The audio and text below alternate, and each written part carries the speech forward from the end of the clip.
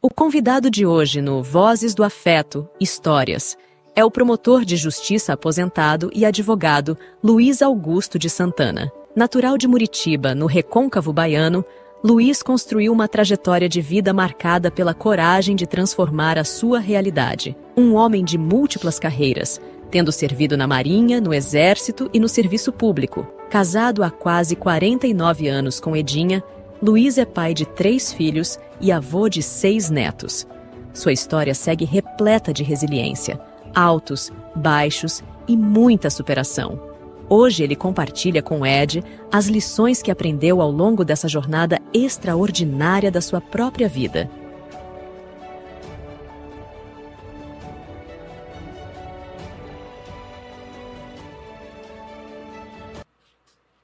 Olá, sejam todos muito bem-vindos ao primeiro episódio do Talk Show Vozes do Afeto, um programa que foi feito para inspirar pessoas. Eu costumo dizer que a história da vida das pessoas, muitas vezes, ensina mais do que uma aula de uma faculdade, numa academia, não menosprezando, claro, a academia, mas é porque pessoas, histórias de vida, história de pessoas que vivem a realidade da vida, elas conseguem nos passar lições importantes. E essa é a principal proposta do Talk Show Vozes do Afeto. É ouvir essas histórias, ouvir pessoas comuns, pessoas famosas, personalidades, com notoriedade ou não, pessoas comuns mesmo, que têm histórias para nos contar, que têm lições para nos passar e que têm uma vida para nos inspirar. E o convidado de hoje é nada mais, nada menos do que o promotor de justiça aposentado, advogado, Luiz Augusto de Santana, que também é o meu cunhado. Luiz, seja muito bem-vindo. Essa é a parte melhor. Obrigado. Seja muito bem-vindo, Luiz. Para mim é uma honra estrear o programa com você, que é como um pai para mim, né? A gente tem uma relação muito bacana, assim, desde que a Aline, muitas das pessoas que me acompanham nas redes sociais sabem da história de Aline. Eu conto a história de Aline nas minhas palestras, no próprio TED que eu gravei, foi com a história de Aline. E durante toda aquela fase, né, da descoberta da situação de Aline, onde a Aline sofreu aquele erro médico e que meu pai e minha mãe precisou ficar naquelas idas e vindas ao hospital, eu aprendi a falar na casa desse cunhado aqui, que é um pai para mim, é uma referência. E quando eu quando eu imaginei a concepção do programa, eu disse, eu preciso começar por ele, porque se meu pai fosse vivo, talvez eu quisesse começar por meu pai, e ninguém melhor para representar ele, a minha vida, como você, Luiz. Seja bem-vindo. Obrigado. A satisfação é minha, Edgar. Eu espero corresponder. Todo cobaia fica meio... Mas você começou falando sobre nosso relacionamento. Eu me lembro, Edgar, que quando você começou a falar, você chamava sua irmã, minha esposa, de mãe. Lembra disso? Verdade. Depois mudou para tia e finalmente consegui chamar de Edinha. Mas vamos lá. Pois é, gente. Luiz, além de tudo, é meu conterrâneo também, de Muritiba. Nasceu e cresceu. Qual bairro, Luiz? Não tinha bairro em Muritiba nessa época. Era tão pequena a cidade que eu nasci e cresci numa rua da periferia de Muritiba. Imagina, Muritiba é pequena, uma rua na periferia. Essa rua era chamada de Manteiga. É o Manteiga de hoje. Hoje é o centro, né? Depois de crescido, comecei a estudar, eu descobri que era a rua Visconde do Rio Branco. Visconde do Rio Branco. Mas era chamada de Manteiga. E por que Manteiga? Essa história, Nelson Brito conta naquele livro Muritiba, que eu até prefaciei, Muritiba narrando sua história, um negócio assim. Esqueci o título, mas é Muritiba resgatando a sua história. Resgatando a sua história. Nelson conta que a rua do Barão do Visconde do Rio Branco era Manteiga porque não tinha calçamento, era na terra, e como chovia muito na região, ela só andava cheia de lama, e era tipo Manteiga. Então, por isso que colocaram o apelido de Manteiga. E eu tenho o maior orgulho de ter nascido, me criado, sair daquela rua, daquela casa, aos 17 anos, para só voltar para visitar minha mãe. Luiz, falando um pouco dessa sua relação com a cidade, Braulio Bessa tem uma frase que ele diz assim: quem esquece de onde veio não sabe para onde vai. E dentro da minha história, assim, acompanhando você como profissional, como pai, como marido, como avô, eu sempre vejo você com essa relação muito forte com Muritiba. Né? Seus irmãos ainda moram lá, né? O Lorival ainda mora, voltou para lá, na verdade. Lorival retornou após a aposentadoria. Você sempre teve essa relação com a cidade. Eu lembro né? de algumas histórias, suas, na época que você passava muita dificuldade, né? E você tem essa memória muito forte de Muritiba. Você tem alguma mágoa de Muritiba, Luiz? De Muritiba, não. Nem do povo. Aliás, eu não tenho mágoa de nada, porque cada pessoa escreve sua própria história. Alguns deixam que outros escrevam, outros não. Pegam o papel e vai escrevendo. Eu fiz isso.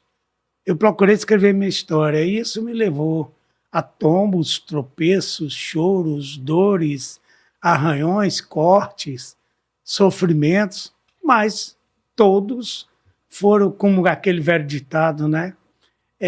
Topada que bota o pobre para frente. Né? Eu fui andando, fui caminhando.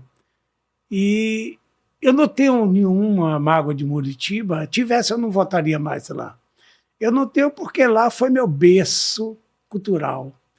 Minha base, Edgar, minha base educacional foi o extinto Ginásio Castro Alves de Muritiba. Seca. Que depois se transformou em Colégio Castro Alves de Muritiba.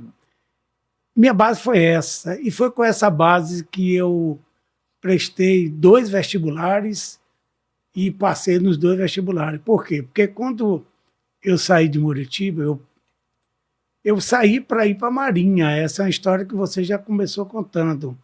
Meu sonho era correr mundo. Eu tinha na cabeça, quando chegava no interior, aqueles jovens que saíam, mais velhos que eu, mais jovens para a época, saíam, iam para a Marinha e voltavam lá fardados, é como se Pelé tivesse chegado lá. Com a taça da Copa do Mundo, né? Exatamente. A molecada toda queria saber da história daquele jovem. E quem conta a história, bota alguma coisa a mais, né? E ele contava, certamente, que via sereias em outros mares, em outros mundos, e a gente ficava simplesmente entusiasmado, inebriado. E eu botei na cabeça, vou correr mundo. Como correr? Marinha. Então eu saí de Muritiba, fui para a Marinha. Isso com 17 anos? Com 17 anos, porque eu fui ser aprendiz de marinheiro. E Dona Lourdes achou o que dessa história? Lembra daquela música de Zezé de Camargo e Luciano? No dia que eu saí de casa, minha mãe ficou a mesma coisa da mãe deles. Ficou na porta, me abraçou e disse: filho, não esqueça de sua mãe. Eu até me emociono. É isso. Mas a Maria não deu certo. Não deu. Foi uma experiência que não deu certo por mim mesmo, eu não culpo ninguém. Quem me conheceu jovem em Muritiba, sabia que eu era um menino inquieto. Naquele tempo não era inquieto, era endiabrado. Era um bom aluno, Luiz? Não, mas eu era inteligente. Eu não perdia matéria. Eu era inteligente, mas não era bom aluno. Porque aluno que brinca em sala de aula, aluno que não estuda, se dedica. Que dá trabalho ao professor. Eu só estudava o necessário. Mas eu nunca perdi matéria. Entendeu? Então eu fui para a Marinha através de concurso, escola de aprendiz. Mas lá depois já indo para o Rio, eu não pedi desligamento. Porque se você vai atrás de um sonho, você segue seu sonho. Eu fui desligado. Desligado da Marinha? Da Marinha. Da escola de aprendiz. Da escola de aprendiz. Porque eu não era ainda militar, porque você só torna militar quando você incorpora, com 19 anos. A lei do serviço militar diz que você deve se alistar no ano que faz 18 anos, era o meu ano, e incorporar no ano que faz 19, para prestar o serviço militar inicial.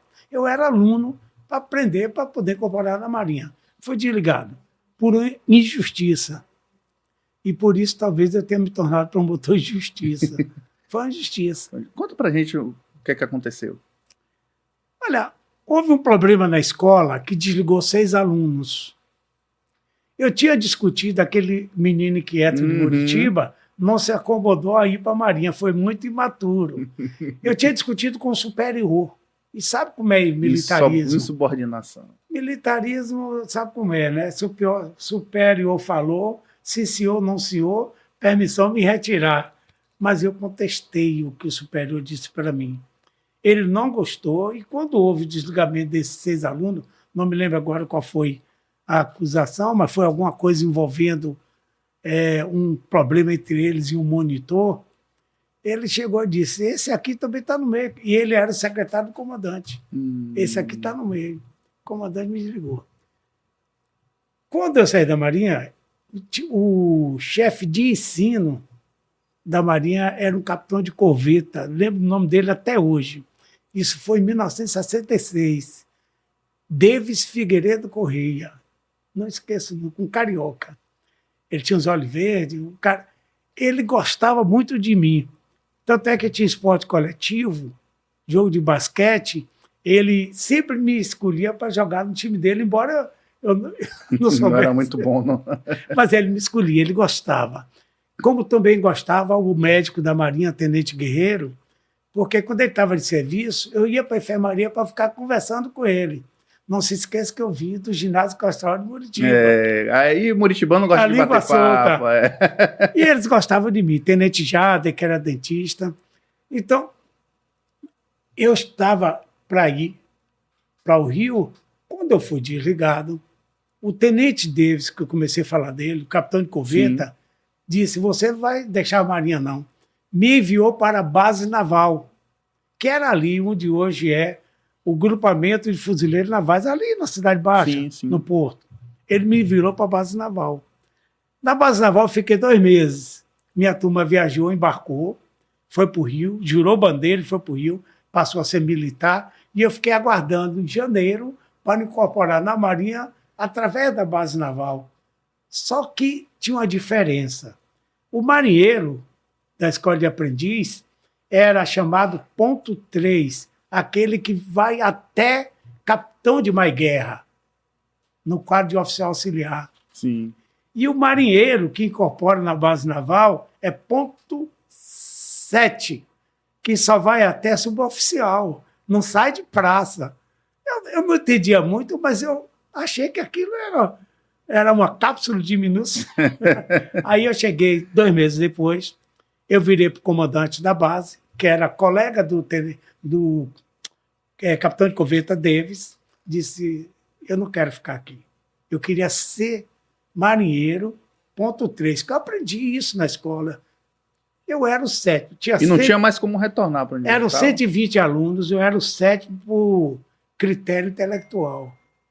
Fizeram uma reclassificação no meio do curso, eu fui o 7º e nunca fui estudar. Então eu disse, eu não quero ficar aqui. Aí ele disse, então você vai ter que ir para o exército, porque você tem que servir. Esse ano você fez 18, para o ano você faz 19, tem que incorporar. Eu digo, eu vou para qualquer lugar, aqui eu não quero mais.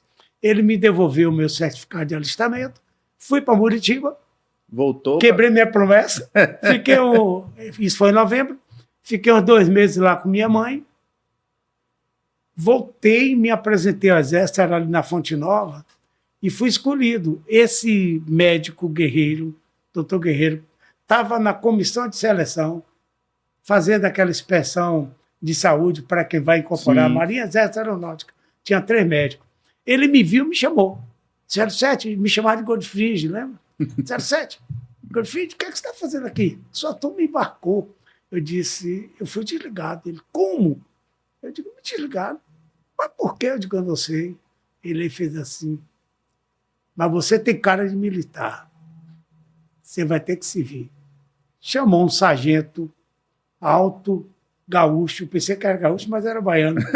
Alto, forte, um braçal de PE, e disse, sargento, vem cá, bote esse naquele grupo que vai para PE. Foi aí que eu fui para o exército. Mas lá no exército aconteceu alguma coisa. Depois dessa pancada na Marinha, que não aprende pelo amor, aprende pela dor. Mas aí você vai para a faculdade? Eu fui para o exército, incorporei para servir 1 ano. Nessa época, a Petrobras estava como é que diz, contratando pessoas que já tinham o curso ginasial para trabalhar na RLAN, RPBA e RLAN. E eu queria ir para a Petrobras, porque os ricos de Muritiba naquela época eram os que trabalharam na Petrobras, os funcionários do Banco do Brasil, do Banep e da Caixa Econômica, e os lojistas. Eu queria ir para a Petrobras. Mas eu me destaquei tanto na minha turma de recruta, que eu fui logo trabalhar na administração. Eu tinha aprendido, Edgar, uma coisa que me salvou foi datilografia. Na casa que hoje é de sua mãe. Era Escola de Datilografia Santa Terezinha. Só para contextualizar, meu pai, quando conhece minha mãe, né, minha mãe engravida e tal, ele volta para Muritiba e compra uma casa na Rua do Sertão, funcionava uma escola de datilografia, que é essa que o Luiz está falando. Exatamente. Então eu aprendi datilografia. Quando perguntaram, quem sabe bater a máquina, não foi nem datilografia, sabe bater a máquina aí, eu levantei o braço. Aí o sargento fez, vem cá, eu e outro, o Esdras, vem cá. Aí chegou na administração, que é chamado de sargento de ação, que é o local da administração da unidade, da companhia. Ele disse, pega aqui esse papel, copia isso aqui, era no Diário Oficial. Né? Diário Oficial era boletim regional. Copia isso aqui. Eu peguei o boletim, botei do lado esquerdo, peguei o papel e perguntei a ele, com cópia ou sem cópia? Ele disse, não precisa fazer mais nada. Deu a chave, né? É aquela, lembra de Sotério Monteiro, que disse que o jogador se conhece na Ria das Malas? Na hora que você falou, ele disse, esse cara é bom, esse cabra é bom. Esse cabra... Botei o papel, ajustei o carrinho e abri assim, botei 2 folhas e abri. Com cópia ou sem cópia, ele fez, não precisa fazer mais nada. Esse sabe o que está fazendo, esse sabe. E trabalhei o tempo todo na ação com ele. Agora, nessa sua trajetória, não sei se você foi trabalhar na Petrobras, né? Não fui para a Petrobras. Era a minha intenção. Era a sua intenção. Só fazendo um parênteses, eu fiquei 1 ano no serviço militar obrigatório. Sim. Quando, no fim do ano, começa a licenciar, eram 3 fases de licenciamento.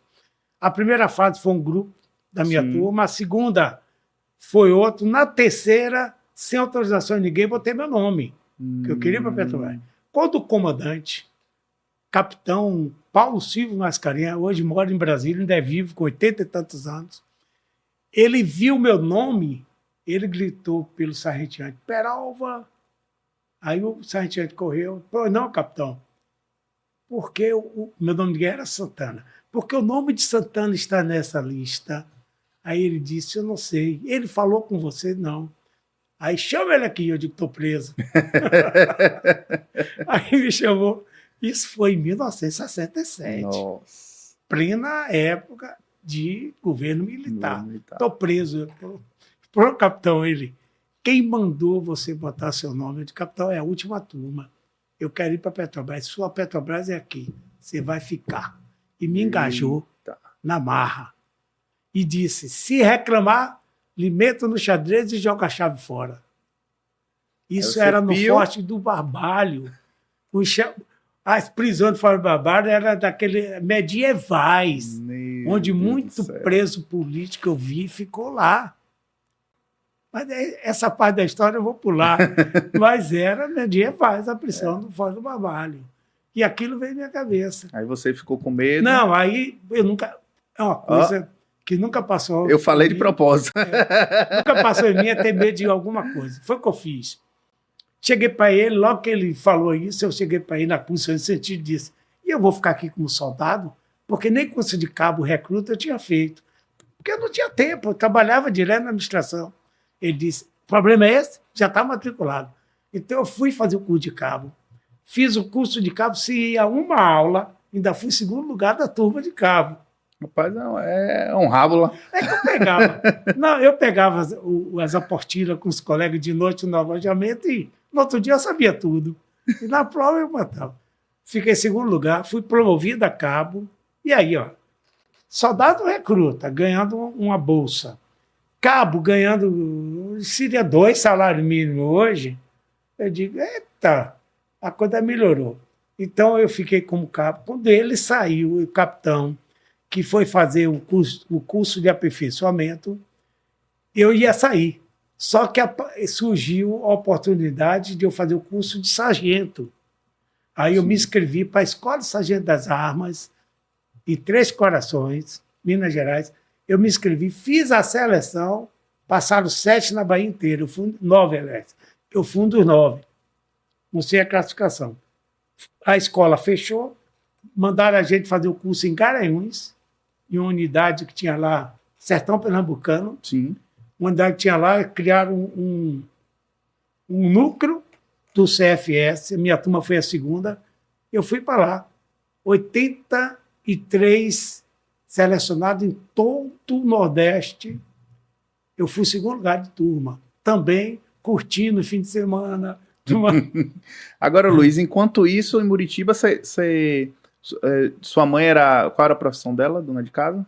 Sua mãe trabalhava com fumo. Minha mãe era charuteira, Lourdes charuteira. Fazia charutos, e que charuteira era minha velha, viu? Semi-analfabeta, mal sabia assinar o nome, mas ela era tão boa que os charutos que ela fazia para Pimentel, Sim. e até para seu pai ela trabalhou, que seu pai tinha um fabrico de charuto.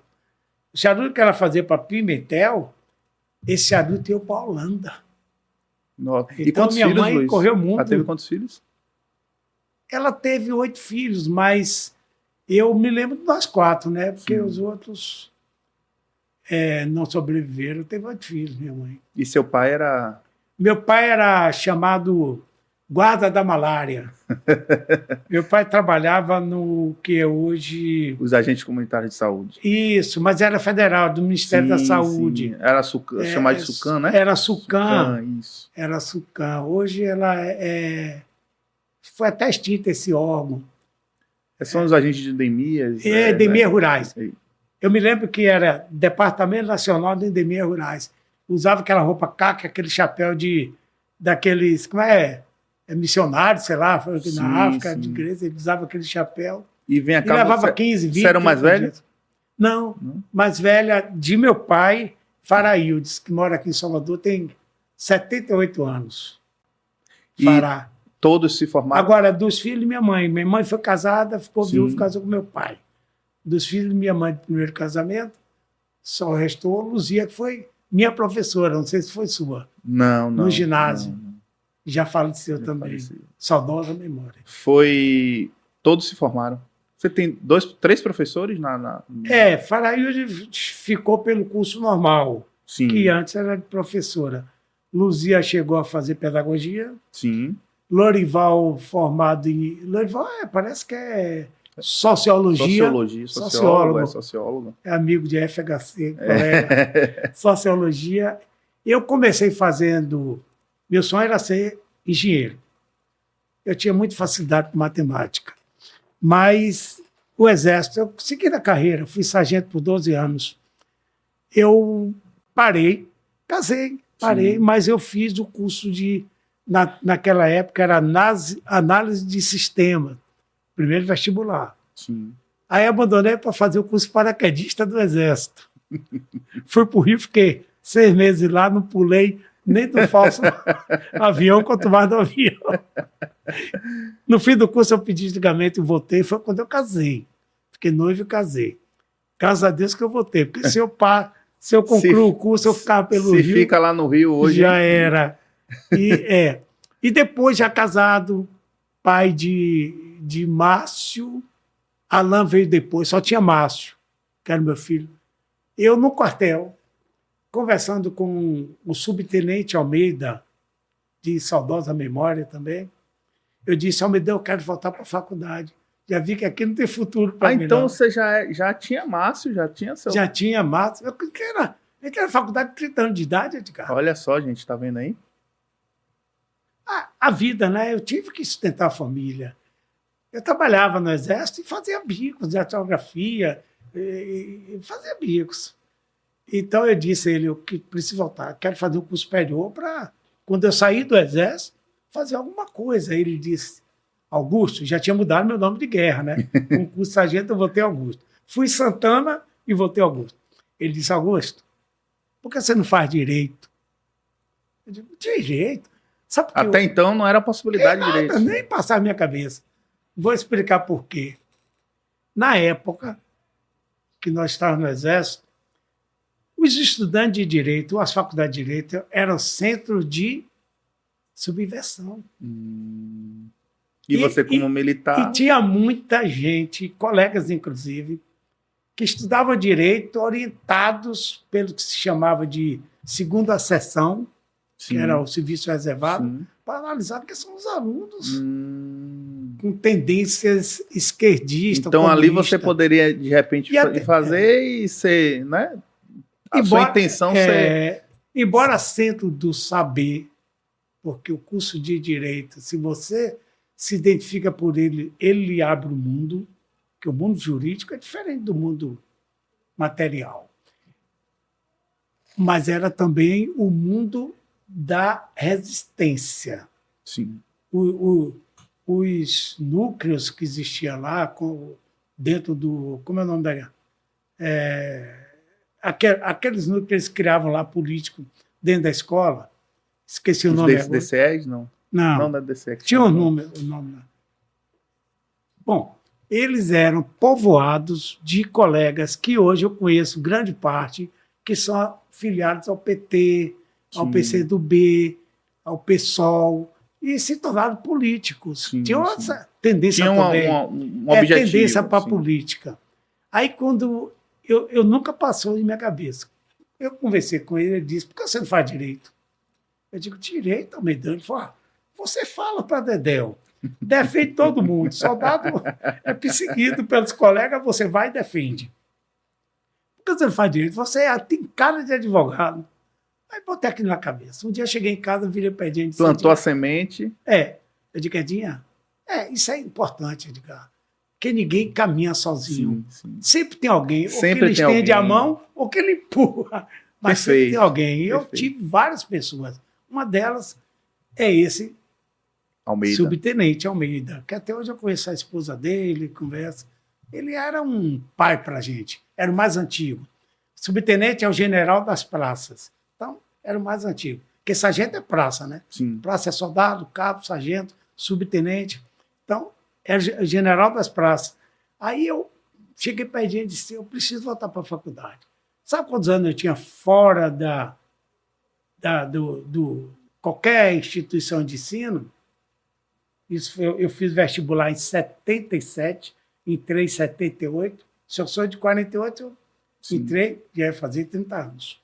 Sabe que eu já tinha mais de 10 anos fora de sala de aula. Eu fiz o vestibular, estudei em casa, estudei nas horas vagas no quartel. Fiz um reforço de química, física, porque era unificado. Sim. Química, física, matemática e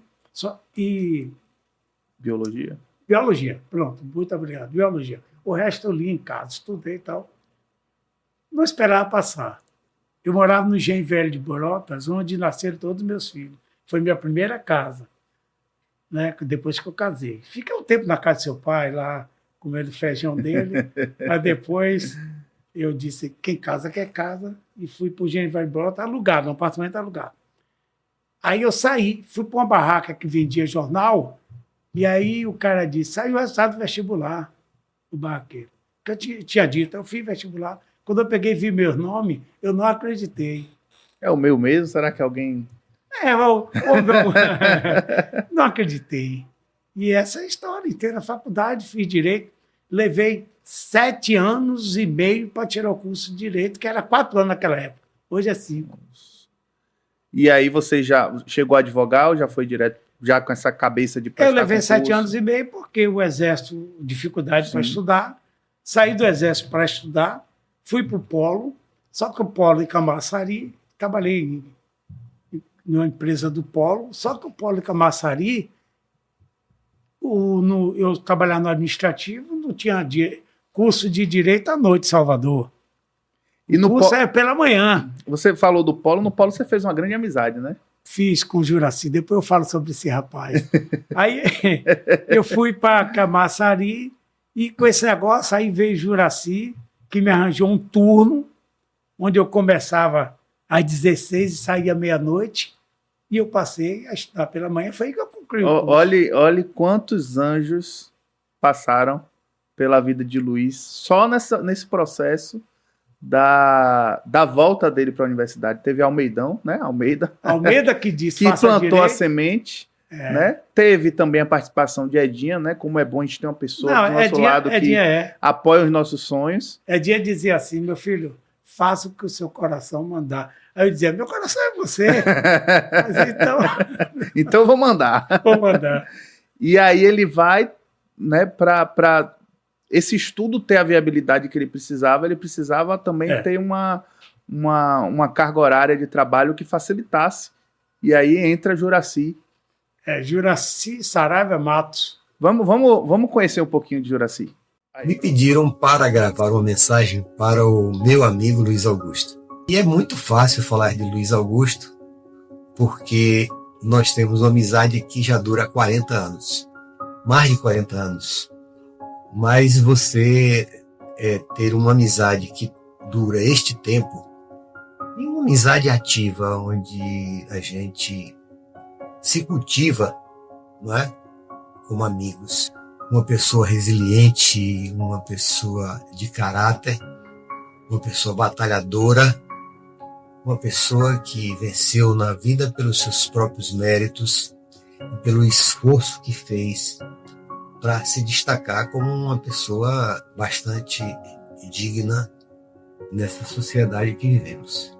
Meu amigo, receba o meu abraço e o meu respeito. E obrigado por ser o meu amigo. Olha só. E aí, Luiz, essa sensação de gratidão que a gente percebe na relação entre vocês dois, né? Eu sempre frequento a casa de Juracy e vice-versa. E eu gosto de... Veja o tempo aí para a gente não se perder. Eu estou controlando aqui. E eu gosto sempre, é uma coisa que é uma marca indelével em mim, não esquecer quem me estende a mão e não esquecer também quem não me estendeu a mão. Mas quem me estende a mão, eu lembro para agradecer eternamente. E quem não me estende a mão, eu lembro porque algum motivo teve para fazer isso comigo. E às vezes eu dei lugar. E talvez, na maioria das vezes... Muito boa ter essa...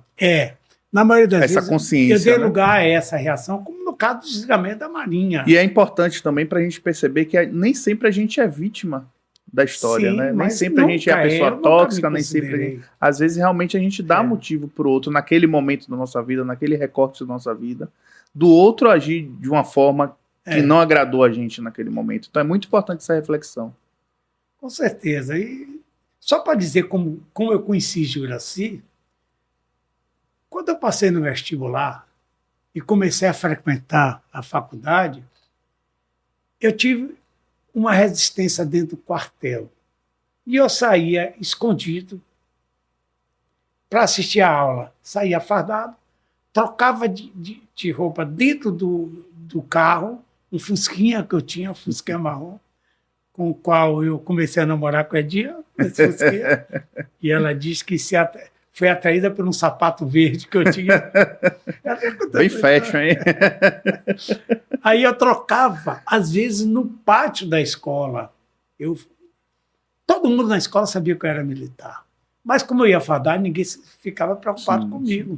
Esse cara é transparente. Nunca tive problema com os colegas, até hoje.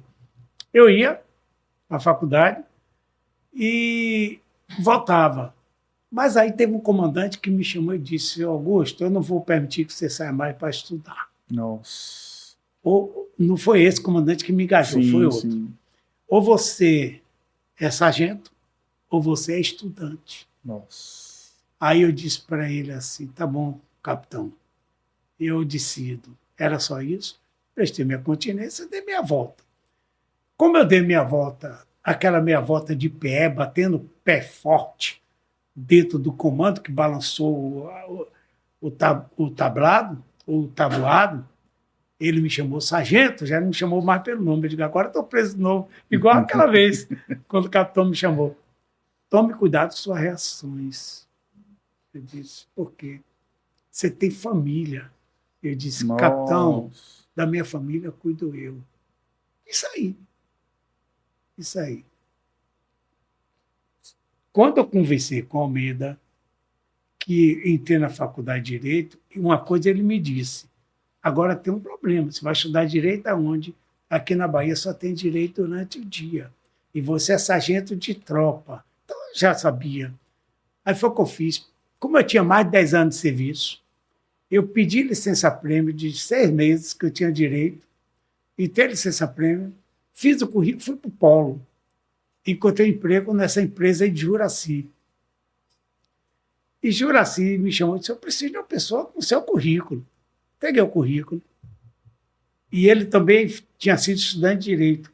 Eu preciso de uma pessoa com o seu currículo para chefiar, para coordenar uma área Sim. aqui muito complicada que eu tenho, de complicação é comigo. Trabalhei durante a licença-prêmio com Juraci. Quando terminou o período de licença-prêmio, voltei para o quartel, questão de segurança, me apresentei, reassumi minha função e tentei... Conciliar. Não, eu tentei ser reclassificado fora da Bahia, onde tivesse com direito à noite. Fui para Recife, eu, Edinha, Vera foi comigo, falei com um coronel lá no comando do 4º Exército. Quando eu voltei, me classificaram de João Pessoa.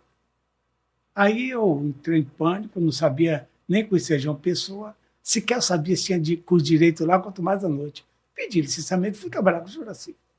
Trabalhei com o Juraci durante 1 ano e 6 meses, saí da empresa, fui para outra. Depois ele me convidou para voltar, e foi aí que ele arranjou esse horário que eu disse a ele, Juraci, eu estou tentando terminar meu curso. Eu preciso estudar, me ajude. Eu voltei e ele conseguiu esse horário, trabalhei quase 5 anos nesse horário, me formei. Então eu devo a esse cara hoje o que eu sou em termos profissionais. Agora você falou uma coisa aí para o seu... lá no Exército, né? Que da sua família... Cuido eu. Cuido eu. Tem um recadinho aqui de uma pessoa para você. Mas não foi do Exército, não, né? Esse é Márcio Augusto. Véi, e aí? Surpresaça, hein? Mas, ó, gostaria de coração, de todo coração, te agradecer por tudo que o senhor tem feito, fez e ainda vai fazer por mim. Agradecer de coração. O senhor é um guerreiro, é uma pessoa que eu admiro demais, é um paizão, é meu melhor amigo, viu? Que Deus continue te abençoando e te protegendo sempre, meu velho, sempre. Você é um cara que merece muito, viu? Tudo que a gente fizer pelo senhor ainda é pouco. Obrigado por tudo, obrigado mesmo, de coração. Te amo. Beijão. Tem outro recadinho também aqui. Meu primeiro filho, esse aí. Gosto muito do meu avô porque ele é uma pessoa bastante divertida. Ele me ensinou que a gente não deve ter medo de nada. Não tenho medo até de largar xixa. Até eu tenho medo de largar xixa. Eu acho isso incrível. O meu avô, ele é muito divertido. Ele conta bastantes histórias, ele é muito aventureiro. Ele conta até que é o nosso passeio, o Parei com a escola mais divertido. Nós chamamos vovô! Luiz, eu tenho o privilégio de lhe conhecer de perto, né? Sei do marido que você é, do pai que você é, do avô que você é. E dentre toda essa sua história, né, que você contou pra gente, de passagem pelo Exército, eu passo aqui? Da tela? Da faculdade, desse processo que você viveu dentro desse período de dificuldade, né? Você que sai de Muritiba com 17 anos, passa por tudo que passou e se torna esse paizão, esse avô querido pelas netas, né? Claro, você tem seis netos, né? 6 biológicos. 6 netos biológicos. E como é hoje você olhar para trás, olhar para os seus filhos, olhar para os seus netos, para suas netas? O que é que você sente? Rapaz, eu me sinto leve em termos de vida. Acho que a minha caminhada foi muito profícua e deixei história, aquilo que eu comecei dizendo, cada um escreve sua história. E faria tudo novamente. Talvez eu evitasse um ou outro perrengue provocado por mim mesmo, por falta de maturidade, entendeu? Mas eu faria as mesmas coisas, até porque eu não escolhi ter nascido na família que eu nasci. Foi algo que eu posso dizer que veio de Deus, ter nascido. E ninguém vem à toa para uma família. Você não vem à toa para nós. É verdade. Ninguém vem à toa para uma família, porque nós temos aqui missão. Eu acredito muito na vida após essa matéria que está aqui, Edgar. Porque se a gente não acreditasse, a gente mudava muita coisa, se tornaria egoísta, né, ganancioso, etc. e tal. Eu acredito nisso. E você colhe o que planta. E se você quer colher no futuro algo bom, plante boas sementes, cultive a terra, are, semeie, cultive, porque essa árvore que você plantou vai dar bons frutos. Eu acho que eu poderia ter plantado melhor, mas é bom que a gente não conclua tudo, que ainda tem alguma coisa para fazer daqui para frente, né? Ainda tem muita história. Agora, o que é bom é o exemplo que a gente deixa, né, Edgar? outra coisa também que sempre me causa muita curiosidade, né? Você vai fazer 49 anos de casado. De casado. Faço um dia 28 de junho próximo. 49 anos. Já é no aniversário de Mateu, meu filho. Então, tá vendo? E aí você falou de escolhas. Como é escolher amar a mesma pessoa há 49 anos? Porque amar é uma escolha também. Mas antes de você responder, peraí. Não me diga quedinha para ela. Obrigado por esta homenagem que está fazendo com meu maridão, meu sargentão. Obrigado mesmo, só tenho gratidão a esse homem, a esse companheiro. São 49 anos de vida. E com mais ainda que a gente quer conhecer desde criança. Eu só tenho muita gratidão por todos os momentos que passamos juntos. Obrigado, Senhor. Beijo, te amo muito. Rapaz, você ser casado 49 anos. Com a mesma? Com a mesma mulher. E ainda ouvir um eu te amo desse não é pra qualquer um, não, viu? Mas você, sua irmã é especial, não tenha dúvida. E você sabia que nosso conhecimento é desde a infância. Ela fala desde criança. Ela morava na mesma rua, só que do lado melhor. Eu sempre digo que a minha história com a Edinha é a história entre a princesa e o plebeu. Eu sou o plebeu que olhava para a princesa sonhando alto, né? E a gente foi colega. Eu fui dar a ela a notícia que ela tinha passado no exame de admissão. Naquele tempo, você terminava o primário e fazia admissão ao ginásio. Era um vestibularzinho. Eu e ela passamos junto e eu vi o resultado, fui dar a ela a notícia. Ela não acreditou, aí fomos juntos ver. E depois ela veio para Salvador e se perdeu. Eu vi contra a Edinha, já no Exército, em Muritiba, eu de férias, eu no Exército em Cabo. No Muritiba, eu de férias, eu estava na casa de Idete, minha prima, na Catianora. Ela entrou de bicicleta, aquela moça bonita, e sempre foi muito bonita. E aí eu estava lendo um gibi, né, assim no corredor, ela passou oi, só fez oi. Aí entrou, então. Aí eu, quando ela saiu, pegou a bicicleta e foi embora, aí eu perguntei a Dete, é dia? Ela, mas não é pro seu bico, não. Olha aí, 49 anos. Depois foi assim. Agora, uma curiosidade, Luiz. Isso eu recebo muito, né, no meu perfil no Instagram. Como é enfrentar as tempestades num relacionamento desse? É raro hoje você... Eu sei que existe muitos relacionamentos de 40, 50 anos. A gente tem na nossa família, né? Tem. Casamentos de 50 anos. Se desfazendo. naquele momento de tempestades, né? Como resolver? Quando entra um furacão dentro de casa, seu conselho, seu homem casado há 49 anos, o que é que você diria para esses casais? Olha ali para a câmera. Eu diria o seguinte: tempestade tem, sempre tem. São duas pessoas vindas de educação diferente, criação, né, famílias, bagagem e cultura diferente. E para juntar essas diferenças é complicado. Tem, sempre tem, e às vezes, se você não gostar demais da outra pessoa, aliás, nunca se gosta demais, se não gostar, a coisa vai para o brejo. Mas sempre superou as crises que eu tinha no meu casamento, as lembranças do passado. Eu sempre, quando tinha uma crise, eu me afastava, me recolhia num local bem tranquilo, e em vez de ver aquele momento, a mulher que estava tendo a crise ali olhava para aquela menina lá atrás e dizia: pô, cara, você suou tanto para conseguir essa mulher. Essa menina não era pro seu bico, rapaz. E vai agora ficar nessa, e aí tudo se resolvia. Perfeito. E é isso, né? Eu sempre digo isso para as pessoas. A gente precisa... claro que ninguém é obrigado a ficar com ninguém a vida inteira, né? Não é romantizando assim, as relações que não são boas e as pessoas querem insistir no que não é bom.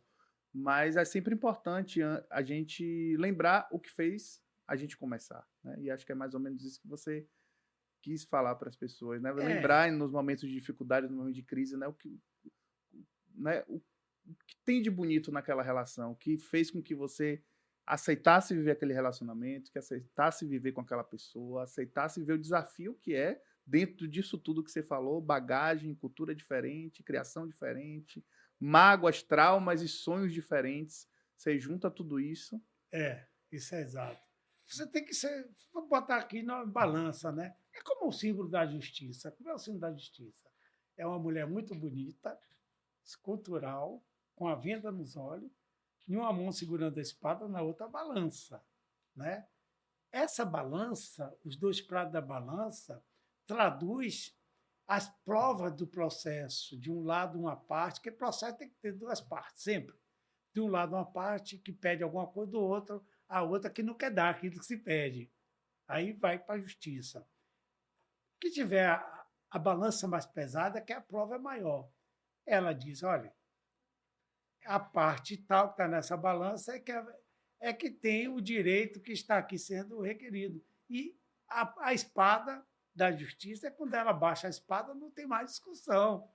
Não é isso? Então você tem que pesar. Perfeito. Pesa. Se você for pesar, quando você tem um problema com qualquer pessoa, se você pesar as coisas ruins e as coisas boas, você vai chegar à conclusão que as boas superam em muito as ruins. Perfeito. Lembra dos momentos bons, das conversas. Eu tenho um lugar em minha casa que é todo especial para mim, a minha varanda.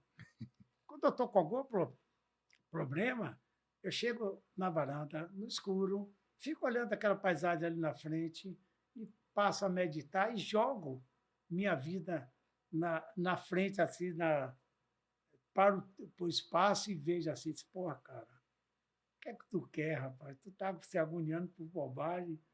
Segue em frente. E a maioria das vezes é bobagem mesmo. Passar, né? A maioria das vezes é tudo bobagem. Passa, né? Tudo passa.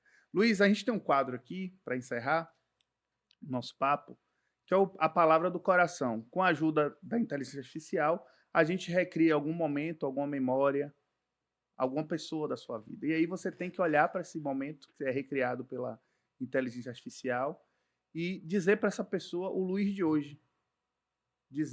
Tivesse a oportunidade de dizer para aquele momento ou para aquela pessoa algumas palavras. Vamos ver quem foi a pessoa que a nossa produção escolheu aqui para esse momento.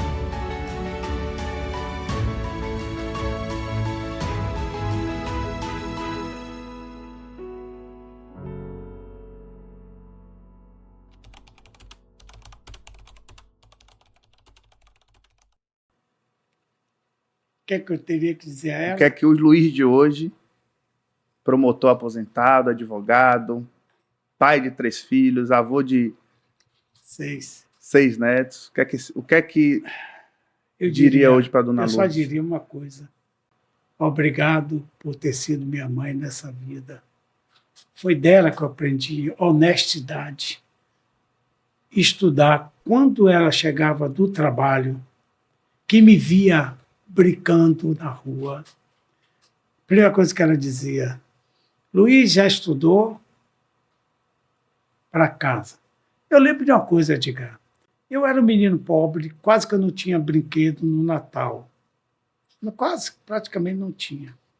Uma vez brincando na rua, uma criança de uma família mais abastada deixou um carrinho no passeio, sem rodas, um carrinho.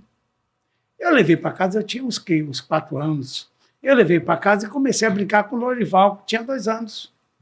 Eu comecei a brincar com o carrinho. Minha mãe chegou e viu aquele carrinho que não era meu, porque Quebrado, eu só tinha sem as roda. coisas sem roda e que eu só tinha as coisas que ela me dava. Você sabe que mamãe me disse, eu nunca esqueci, 4 anos. Luiz, de que é esse carro? Mãe, eu achei na rua. Vamos lá onde você achou. Bote no mesmo lugar. Só pegue o que é seu, o que lhe derem. Que lição. Nunca mais esqueci.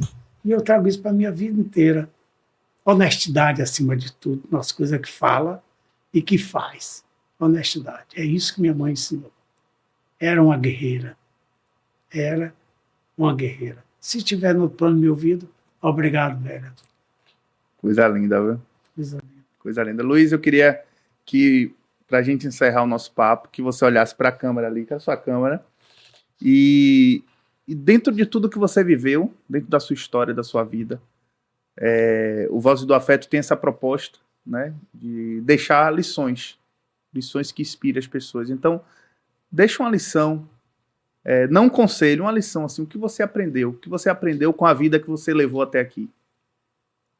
A lição que eu deixo é que tudo é possível, desde que você tenha colocado suas metas dentro da possibilidade de você alcançá-las. Não sonhe demais com a Lua, porque na Lua só desembarca astronautas. Sonhe com coisas palpáveis e lute por aquilo que sonha. Use sempre as armas da lealdade, da honestidade e, acima de tudo, da coragem. Se cair, aprenda a levantar e seguir em frente. Lembra daquela canção? Levanta, sacode a poeira e dá a volta por cima. Nunca desista de seus sonhos. Nunca desista dos seus sonhos. É isso aí. E a sua história inspira. Né? Quando a gente pensou, quando a gente fez a concepção desse projeto, o Vozes do Afeto já é um podcast que existe. Diariamente tem mensagens curtas no Spotify. E quando a gente pensou nesse projeto, eu pensei imediatamente em começar por você, porque é uma pessoa da família que eu tenho muito respeito, tenho muita admiração, tenho muito carinho e digo, Jéssica está aqui, minha esposa, digo isso sempre, é uma referência de marido, de pai, de avô, é uma referência, uma grande referência que eu tenho para minha vida. Então eu não poderia começar por outra pessoa sem ser por você. Então muito obrigado por ter aceitado ser essa cobaia. Sou eu.